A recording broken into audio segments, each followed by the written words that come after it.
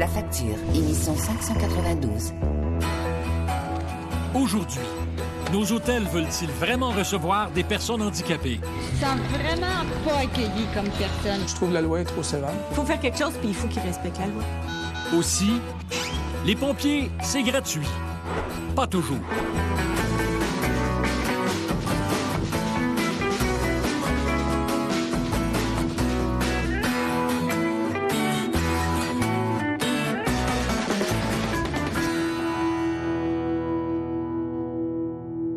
Bonsoir, bienvenue à La Facture. Aujourd'hui à l'émission, une enquête qui va vous choquer.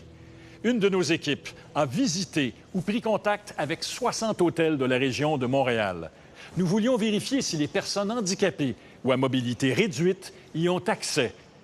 Conclusion de notre enquête, la loi qui oblige les établissements hôteliers à rendre accessible 10 % de leurs chambres est systématiquement bafouée. Là, c'est parti? Oui.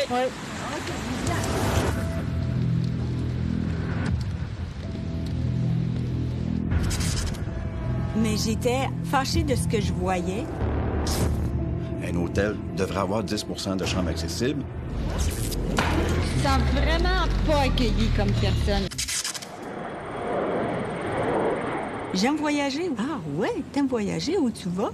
Ben, je vais en Italie, je vais en France. Je souhaite que les gens me voient comme une personne normale. Une personne normale, Monique Trudel? Pas sûr. Cette mère de 4 enfants fait de la voile et du ski adapté. Psychoéducatrice pendant 25 ans, elle crée actuellement un centre sportif pour personnes handicapées. Les gens me disent « Hey, c'est une personne normale. Comment ça se fait? Elle fait ça, voyons donc. » Parce que souvent, les gens, ils voient juste le fauteuil. Non.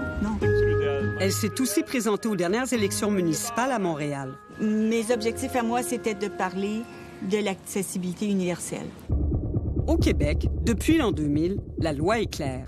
10 % des chambres des nouveaux hôtels et de ceux qui ont été rénovés doivent être accessibles pour les personnes handicapées. Mais est-ce bien le cas? Monique Trudel a enquêté avec nous. Nous sommes partis en caméra cachée. J'ai un groupe d'amis qui vont venir me rejoindre ici.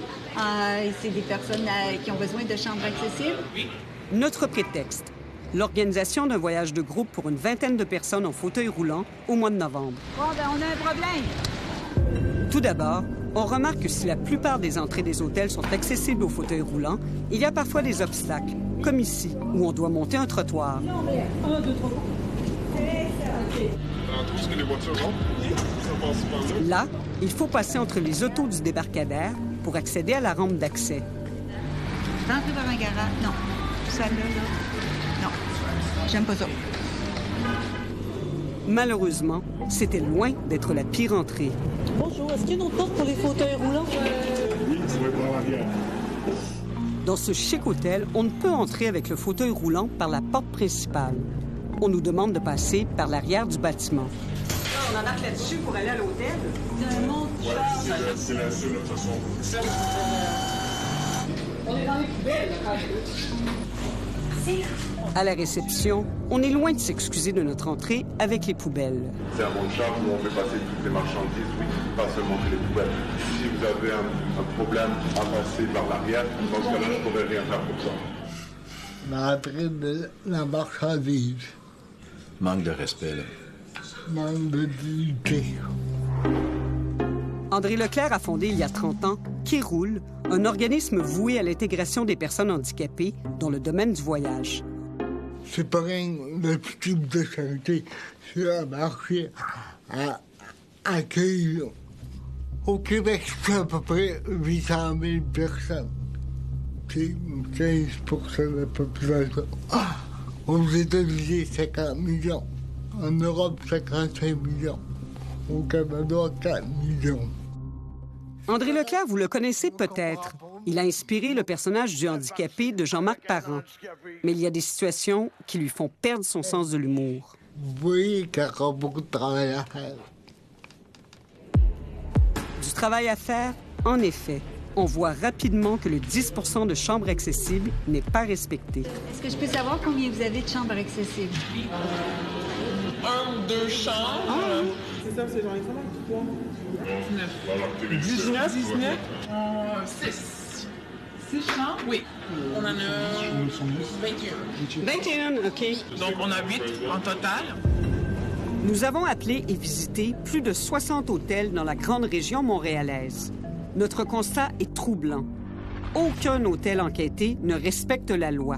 Certains de ces hôtels délinquants reçoivent même des prix. 2 suites, vraiment, qui sont vraiment adaptées. 2 suites? Oui. Aux photos roulantes. Accessible, puis aussi rendre, oui, mais adapté. Il y en a une, deux, oui. Ces 3 hôtels ont été récompensés par des grands prix du tourisme québécois. Monique Trudel déplore la situation. Tout de suite, ça te fait dire on n'a pas pensé à toi. On n'a pas pensé à ça. C'est pas de ta clientèle qu'on a nécessairement besoin. Lors de la construction ou de la rénovation d'un hôtel, personne ne semble s'assurer du respect de la loi de la Régie du bâtiment en ce qui concerne l'accessibilité. C'est que tout le monde se gare au cheval. Première étape. Le dépôt des plans dessinés par un architecte, membre de l'Ordre des architectes du Québec. Les 10 de chambres accessibles doivent apparaître sur ces plans. Les plans d'un hôtel doivent être signés et scellés par un architecte. Nathalie Dion est présidente de l'Ordre des architectes du Québec. L'architecte, dans ce cas-là, est responsable de ce qu'il avait mis sur les plans. Il ne peut pas être garant de ce qui est réalisé par la suite. Deuxième étape. Les plans sont remis à la Ville de Montréal. Mais la Ville ne vérifie pas si ces plans respectent les règles liées à l'accessibilité. Troisième étape. L'hôtel est construit ou rénové. Il y a un code. Un entrepreneur, un concepteur doit concevoir en fonction du code. Ensuite, l'entrepreneur et le propriétaire doivent aussi suivre les règles d'accessibilité prévues par le code. Mais personne ne semble les surveiller. Sylvain Lamotte est le porte-parole de la Régie du bâtiment du Québec. Il explique que pour que la RBQ intervienne, elle doit recevoir une plainte. Si vous constatez un accident ou une situation problématique, votre réflexe, c'est d'avertir la police. Donc, c'est le citoyen qui est les yeux et les oreilles. Ça peut être les médias, ça peut être les citoyens, ça peut être un touriste, effectivement. Un touriste est un citoyen. Il constate une anomalie. Il peut en faire part, donc, un signalement à la Régie du bâtiment qui aura une intervention par la suite. Concrètement, il est peu probable qu'un touriste sache que la loi exige 10 de chambres accessibles pour les personnes handicapées. Il est encore moins probable qu'il pense à informer la RBQ d'une illégalité. Mais Kéroul connaît la loi et en 2013, quelques mois après l'ouverture du Marriott Courtyard, a déposé une plainte à la RBQ. Et on a représenté une demande auprès de la Régie pour qu'elle puisse aller vérifier le nombre de chambres accessibles et l'accessibilité de ce bâtiment-là. Michel Trudel est conseiller en communication pour Kéroul. Une fois que l'hôtel était construit, on s'est renseigné pour aller faire l'évaluation. Et la préposée au renseignement de l'hôtel a répondu à ma collègue qu'il y avait 8 chambres accessibles. Compte tenu de ces 212 chambres, l'hôtel doit avoir 21 chambres accessibles. Fait que vous en avez combien exactement de chambres? Pourtant, après son enquête, la RBQ nous affirme que cet hôtel respecte la loi. Il y a 21 chambres qui sont accessibles réparties sur l'ensemble des étages, telles que le prescrit la loi, le parcours sans obstacle. Au niveau de l'aménagement du bâtiment à l'intérieur de la chambre, et il y a 13 chambres qui doivent y avoir des aménagements, des corrections au niveau, par exemple, de la salle de bain. De manière factuelle, il n'y a donc que 8 chambres réellement accessibles pour les handicapés. Et on n'a jamais offert 21 chambres aux clients. Lors de l'ouverture de votre hôtel, dès la première semaine, on répondait aux gens qu'il y avait seulement 8 chambres accessibles aux personnes à mobilité réduite. Comment c'est possible? Je peux pas vous répondre ça, madame, je ne sais pas. Ghislain Lasselle est directeur général du Courtyard Marriott Montréal. Il y a eu des oublis qui ont été faits lors de la construction et suite à l'inspection de la Régie du bâtiment du Québec, on a découvert ces anomalies-là. On a reçu un avis de correction de la Régie du bâtiment et de là, il y a eu des discussions pour les rendre conformes et tout. Et tout cela va être fait. Merci.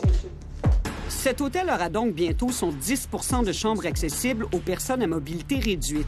Mais sans plainte à la RBQ, les autres hôtels changeront-ils leur pratique?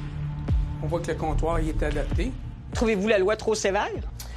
Oui. Personnellement, oui. Je trouve la loi est trop sévère et je ne sais pas comment c'est venu dans la loi, mais c'est la loi et nous, on s'engage à se conformer à la loi. C'est comme si les gens ont de la misère à ouvrir leur esprit puis se dire, oui, comme consensus, c'est ça qu'on s'est dit, puis il faut au moins suivre ça. Je crois fortement qu'il y a d'autres hôteliers qui sont de mon avis. Malheureusement, ils ne disent peut-être pas. Il faudrait peut-être qu'il y ait des personnes à mobilité réduite ou avec des besoins qui se mettent sur le CA de ces hôtels-là. Je sais pas. Mais il faut faire quelque chose. Il faut faire quelque chose, puis il faut qu'ils respectent la loi.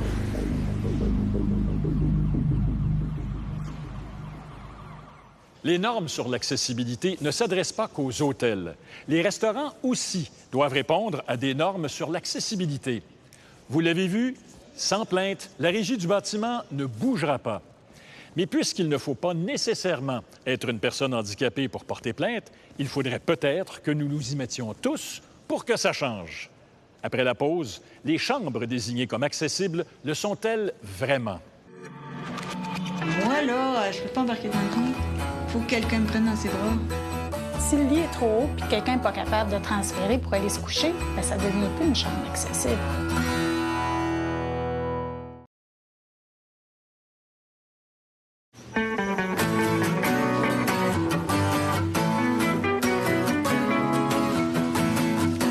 La facture! Une chambre accessible, qu'est-ce que ça veut dire? Ça signifie surtout que quelqu'un a réfléchi aux moyens de faciliter la vie aux personnes handicapées et qu'on a accepté d'y investir les sommes nécessaires. Bref, l'accessibilité, c'est d'abord et avant tout une question de volonté des établissements hôteliers. Mais comme vous allez le voir, on ne veut pas beaucoup. Les hôtels enquêtés offrent certaines chambres accessibles pour leur clientèle handicapée. Avec Monique Trudel, nous en avons visité quelques-unes. Est-ce qu'on peut visiter une chambre? Je vais vérifier, voir si j'en ai une libre. Autre constat de notre enquête, les chambres dites accessibles ne le sont pas toujours. Ici, la porte est trop lourde pour être ouverte par une personne en fauteuil roulant. C'est bien aussi, on le dit, hein? La porte lourde n'est pas lourde juste pour moi, là. Elle est lourde pour beaucoup de personnes. Si j'étais tout seul, ça veut dire que moi, j'attends dans le corridor pour avoir quelqu'un qui passe et dire « Est-ce que vous voulez venir ouvrir ma porte? » Ça n'a pas de bon sens. Non, moi, je peux pas. Bon. Là, il y a des problèmes dans les salles de bain. Qu'est-ce que je fais, moi, comme pour me transférer là? Oh, le bain ne convient pas du tout. Non. Non, tu peux pas te laver. Non.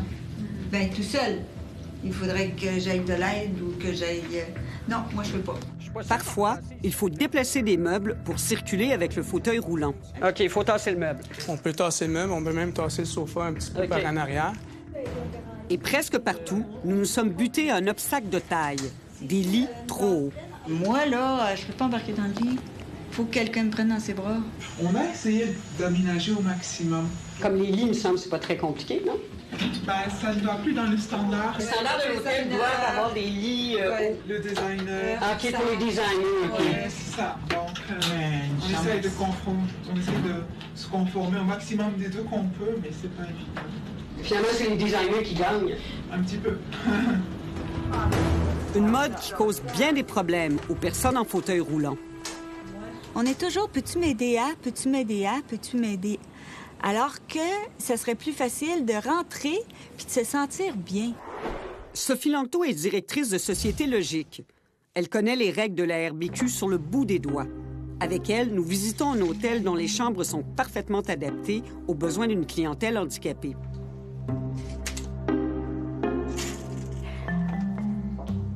La salle de bain est impressionnante. C'est très spacieux. On a beaucoup d'espace pour se déplacer, pour manœuvrer. C'est fantastique. La douche sans seuil, ça donne toutes sortes de possibilités aux gens. La loi de la Régie du bâtiment du Québec ne concerne pas le mobilier. L'ameublement, le lit, le bureau, l'ordinateur, la télévision, c'est de l'aménagement décoratif ou à l'intérieur de l'ameublement. Ça ne fait pas partie du code de construction. Il est donc possible qu'un hôtelier respecte la loi et que, dans les faits, la chambre ne soit pas accessible aux personnes à mobilité réduite. Si le lit est trop haut puis quelqu'un n'est pas capable de transférer pour aller se coucher, bien, ça ne devient plus une chambre accessible. Il y a une lacune là, dans les activités que la personne doit faire. Donc ici, la chambre, là, jusqu'à maintenant? C'est parfait. Jusqu'à maintenant, c'est parfait. Ça a une valeur économique qui est vraiment plus à se questionner. Linda Galland est propriétaire de l'Auberge des Gallands. Lors de la rénovation majeure de son hôtel, elle a pris le parti de concevoir des chambres parfaitement accessibles. Il y a toujours quelqu'un qui a une capacité restreinte. Puis aujourd'hui, on s'entend, même des parents avec 2 jeunes enfants à la carrosse, je considère que ces gens-là aussi sont à capacité restreinte. Alors, on a choisi de faire des chambres universelles qui pourraient justement répondre à tous ces besoins-là. Et elle est catégorique. Pas question de charité ici. Pour son hôtel, c'est payant. J'enlève pas mal de business à mes compétiteurs, mettons. Même si c'est rentable, il est clair que les hôtels enquêtés ne mettent pas tout en place pour recevoir des personnes handicapées. La discrimination envers les personnes à mobilité réduite, c'est une situation qui existe encore en 2014?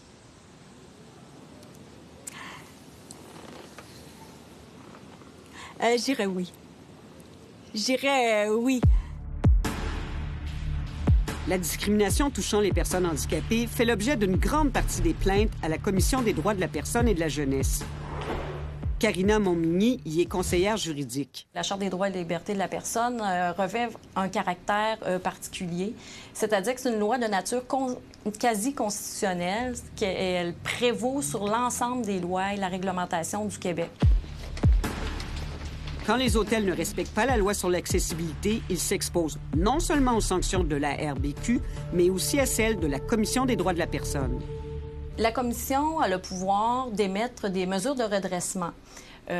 Au terme d'une enquête, si elle juge qu'il y a suffisance de preuves, elle pourra émettre des mesures de redressement qui peuvent être des dommages-intérêts, par exemple, des dommages moraux, des dommages matériels ou encore punitifs. C'est un minimum, les règles RBQ, hein? Donc si on ne respecte même pas le minimum, on est loin d'avoir des choses qui vont fonctionner pour les consommateurs. Je ne veux pas, moi, voyager avec, en ce moment, un ami qui va changer en aidant naturel. Si on a ces règles-là, bien, c'est justement parce que les gens ont le droit de pouvoir voyager puis de pouvoir faire du tourisme comme tout le monde. Puis c'est des consommateurs, ils payent leur chambre d'hôtel, donc ils devraient être capables d'en bénéficier comme tout le monde. Le monde devrait se dire, on va travailler pour un monde inclusif. C'est ça, moi. C'est ça que je veux, là. Et puis, n'importe quand, n'importe où, je vais y aller et je vais en parler. Après ce reportage, c'en est à se demander si on veut vraiment voir des personnes handicapées dans nos hôtels. La Commission des droits de la personne doit publier ces jours-ci un rapport d'enquête sur l'accessibilité dans les pharmacies et les magasins d'alimentation. La conclusion de cette enquête, aucun des commerces visités n'était vraiment accessible.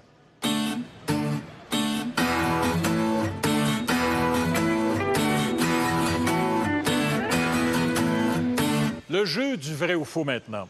Vous payez par Internet votre compte de carte de crédit à sa date limite à 22 heures.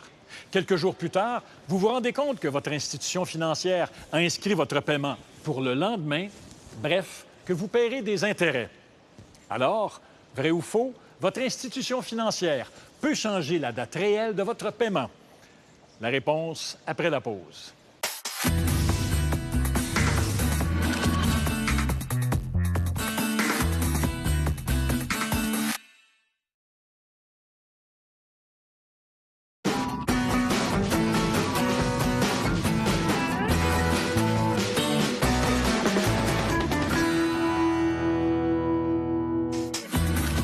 Vrai ou faux, votre institution financière peut changer la date réelle de votre paiement.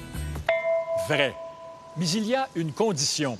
Votre banque ou votre caisse doit vous dire, par exemple sur son site Web, qu'à compter de telle heure, votre paiement sera inscrit pour le lendemain. Pour nous joindre dans la région de Montréal, composez le 514-790-2636 ou de l'extérieur de Montréal, le 1-800-790-2636. Vous pouvez aussi visiter notre site Internet. Quand nous avons un accident, la plupart d'entre nous pensons que si les services d'urgence viennent à notre rescousse, c'est gratuit. Eh bien, préparez-vous à avoir une petite surprise en voyant ce qui suit. Ce soir, le fin mot de l'histoire sur la facture des pompiers.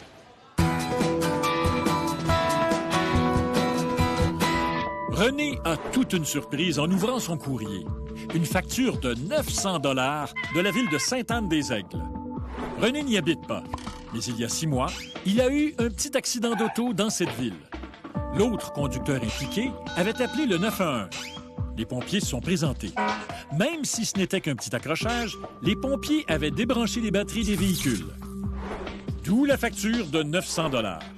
Le gouvernement québécois permet aux municipalités d'imposer un tel tarif, mais il y a des conditions. La santé ou la vie d'une personne ne doit pas être en danger et les pompiers doivent prévenir ou éteindre un incendie.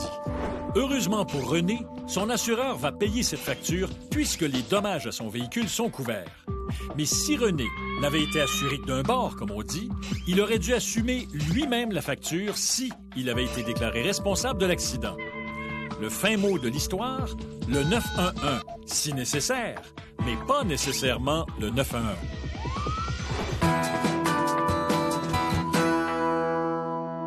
Voilà, c'était la facture, où que vous soyez au pays, de Victoria à Saint-Jean-Terre-Neuve. Merci beaucoup d'avoir été là. Voici des extraits de ce que vous verrez la semaine prochaine.